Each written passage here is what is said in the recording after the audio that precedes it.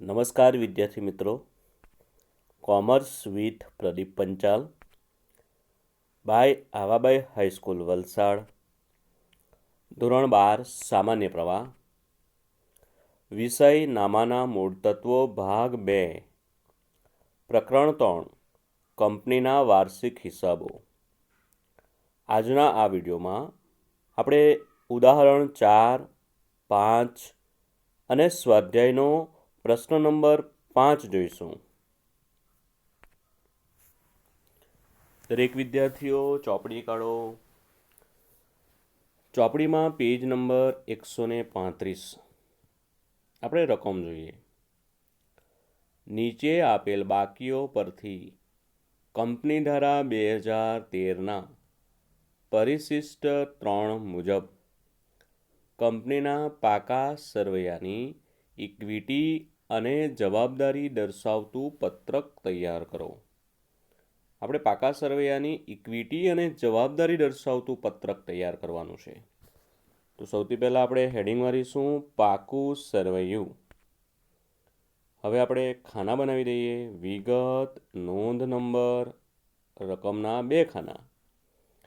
ચાલો આપણે ઇક્વિટી અને જવાબદારી દર્શાવતું પત્રક તૈયાર કરવાનું છે, એટલે હેડિંગ મારીશું ઇક્વિટી અને જવાબદારીઓ. ચાલો એનું મુખ્ય શીર્ષક શેર હોલ્ડર્સના ભંડોળો. હવે એના પેટા શીર્ષક એ શેર મૂડી, બી અનામત અને વધારો. બીજું મુખ્ય શીર્ષક બિન ચાલુ જવાબદારીઓ. એમાં એ લાંબા ગાળાના ઉછીના નાણાં, બી અન્ય લાંબા ગાળાની જવાબદારીઓ, સી લાંબા ગાળાની જોગવાઈઓ. ત્રીજું મુખ્ય શીર્ષક ચાલુ જવાબદારીઓ. એમાં પેટા શીર્ષક એ ટૂંકા ગાળાના ઉછીના નાણાં, બી વેપારી દેવા, સી અન્ય ચાલુ જવાબદારીઓ, ડી ટૂંકા ગાળાની જોગવાઈઓ. તો વિદ્યાર્થી મિત્રો, તમારે ખાસ મુખ્ય શીર્ષક અને પેટા શીર્ષક જે છે એ તમારે ક્રમમાં જ લખવાના છે. હવે પેટા શીર્ષકની અંદર આપણે હવે રકમ લખવાની છે. તો પહેલું છે શેર હોલ્ડર્સના ભંડોળમાં શેર મૂડી. તો આપણે રકમમાં જોઈએ શેર મૂડી કેટલી છે, તો અંદર આપી જ દીધી છે શેર મૂડી 2 લાખ. ત્યારબાદ અનામત અને વધારો. અનામત અને વધારો પણ આપેલો છે રકમમાં 80,000. હવે આ બેનું ટોટલ આપણે બહાર લખીશું 2,80,000. ચાલો બીજું મુખ્ય શીર્ષક બિન ચાલુ જવાબદારીઓ. એમાં એ લાંબા ગાળાના ઉછીના નાણાં. ચાલો રકમમાં જો લાંબા ગાળાના ઉછીના નાણાં કેટલા છે, તો 1,20,000. ત્યારબાદ બી અન્ય લાંબા ગાળાની જવાબદારીઓ. તો અન્ય લાંબા ગાળાની જવાબદારી પણ આપેલી છે 76,000. ત્યારબાદ સી લાંબા ગાળાની જોગવાઈઓ જે આપેલી છે રકમમાં 60,000. હવે આ 3 રકમનો સરવાળો કરીએ આપણે. 1,20,000 પ્લસ 76,000 પ્લસ 60,000 એટલા આવશે 2,56,000. ચાલો ત્રીજું મુખ્ય શીર્ષક ચાલુ જવાબદારીઓ. એમાં એ ટૂંકા ગાળાના ઉછીના નાણાં. ચાલો ટૂંકા ગાળાના ઉછીના નાણાં આપેલા છે અંદર 24,000. ત્યારબાદ વેપારી દેવા એ પણ આપેલા છે 30,000. અન્ય ચાલુ જવાબદારીઓ જે અંદર આપેલી છે રકમમાં 25,000. ત્યારબાદ ટૂંકા ગાળાની જોગવાઈઓ એ પણ આપેલી છે 35,000. હવે આ 4 રકમનું ટોટલ આપણે બહાર લખીએ. 24,000 પ્લસ 30,000 પ્લસ 25,000 પ્લસ 35,000 એટલે ટોટલ આવશે 1,14,000. હવે આપણે કુલ ટોટલ કરીએ, એમાં શેર હોલ્ડર્સના ભંડોળનું ટોટલ બહાર છે 2,80,000 પ્લસ બિનચાલુ જવાબદારીનું ટોટલ છે 2,56,000 પ્લસ ચાલુ જવાબદારીનું ટોટલ છે 1,14,000. તો આ ત્રણ રકમનું ટોટલ કરીશું આપણે, એટલે આવશે 6,50,000. તો વિદ્યાર્થી મિત્રો, તમારે ધ્યાનમાં રાખવા જેવી બાબત, તો મુખ્ય શીર્ષક અને પેટા શીર્ષક છે એ તમારે ક્રમમાં જ લખવાનું છે. તો આ દાખલો તમારે નોટમાં લખી દેવાનો છે. ચાલો, ત્યારબાદ આપણે જોઈશું ઉદાહરણ 5, પેજ નંબર 136. રકમ જોઈએ આપણે.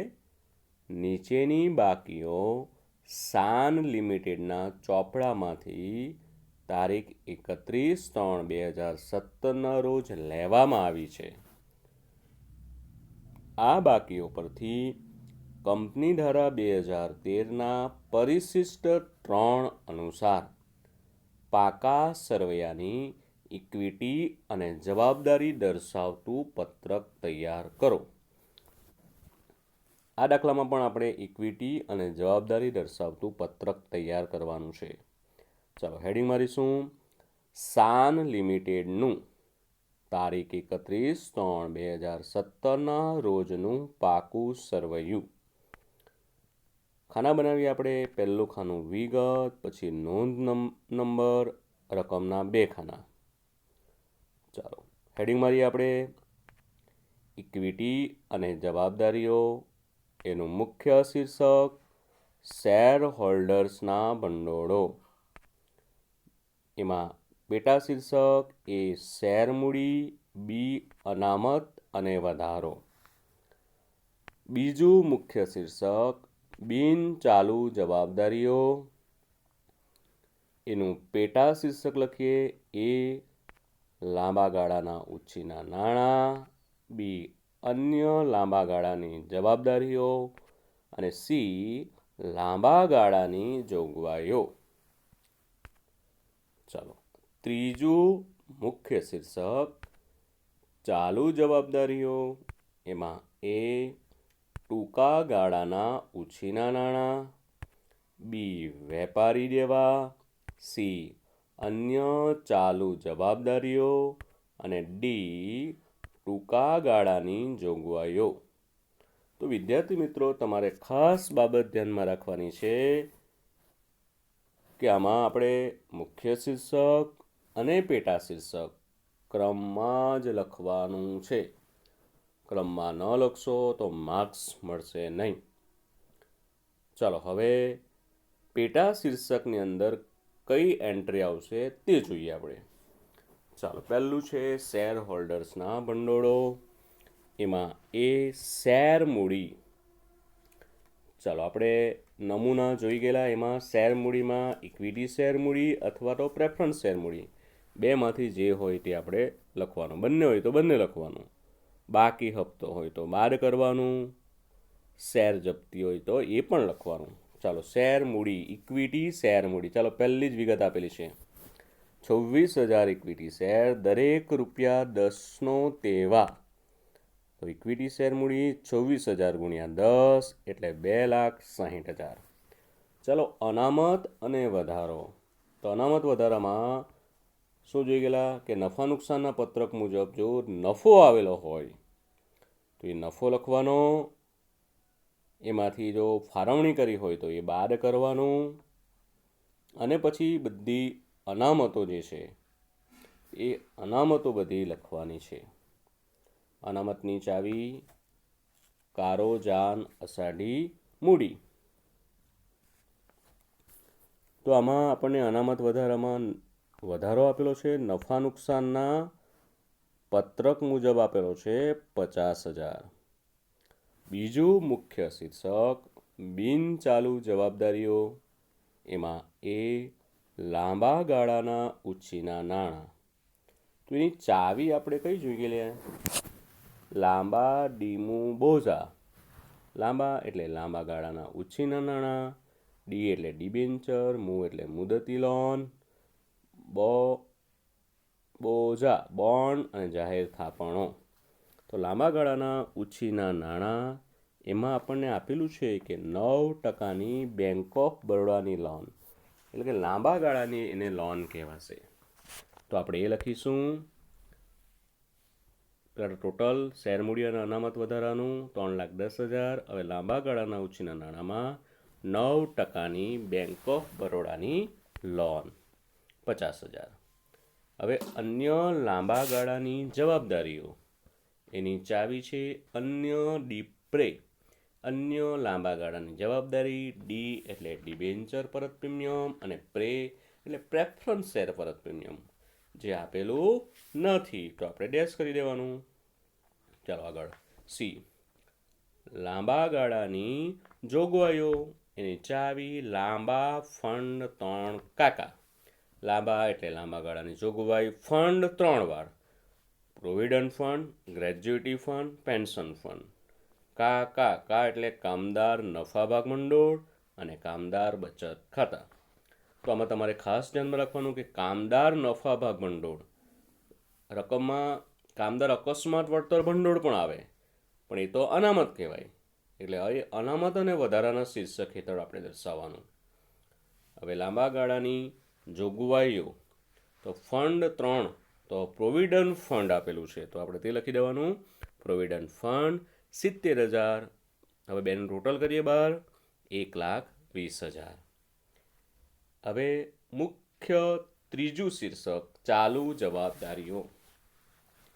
એમાં એ ટૂંકા ગાળાના ઉછીના નાણાં એની ચાવી આપણે બનાવેલી છે ટૂંકા કેશ બેંક. ટૂંકા એટલે ટૂંકા ગાળાના ઉછીના નાણાં, ફરી પાછું ટૂંકા એટલે ટૂંકા ગાળાની લોન, કેશ, ક્રેડિટ અને બેંક ઓવરડ્રાફ્ટ. તો આપણને રકમમાં બેંક ઓવરડ્રાફ્ટ આપેલો છે તો તે લખી દઈએ બેંક ઓવરડ્રાફ્ટ 17,000. ચાલો ત્યારબાદ વેપારી દેવા, એમાં લેણદારો અને દેવી હુંડી.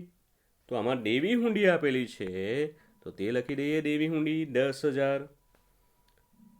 ત્યારબાદ અન્ય ચાલુ જવાબદારીઓ, એમાં કોઈ ખર્ચ ચૂકવવાનો બાકી હોય અથવા કોઈ આવક અગાઉથી મળેલ હોય તો તે લખવાનું. તો આમાં પગાર ચૂકવવાનો બાકી છે તો આપણે લખી દેવાનું પગાર ચૂકવવાનો બાકી 30,000. હવે ટૂંકા ગાળાની જોગવાઈઓ.